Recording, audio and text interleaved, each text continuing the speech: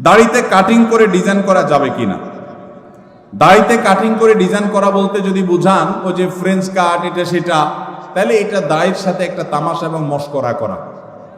নবী করিম সাল্লাল্লাহু আলাইহি সাল্লাম বলেছেন, আফুল্লুহা, তোমরা দাড়িকে লম্বা করো, আর খুল্লুহা, দাড়িকে ছেড়ে দাও। পরিষ্কার নির্দেশ নবীজির।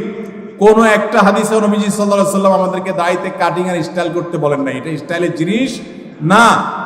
যারা দাড়ি রাখতে ইতস্তত বোধ করেন তাদেরকে বিনয়ের সাথে বলতে চাই, এটা পুরুষত্বের মার্কা। এটা কিসের মার্কা? আল্লাহ নারীর শরীরে যা যা দিয়েছেন, নখ আপনারটা বাড়ে, মহিলাদেরটাও বাড়ে। আপনার মাথার চুল আছে, তাদেরও আছে। আপনার শরীরের অঙ্গ প্রত্যঙ্গে যেখানে যেখানে যা যা আছে, লোম অবাঞ্ছিত সব তারও আছে। শুধু দুইটা জিনিস, দাড়ি আর গোঁফ, এগুলো নারীকে আল্লাহ দেন না, আল্লাহ আপনাকে দিয়েছেন।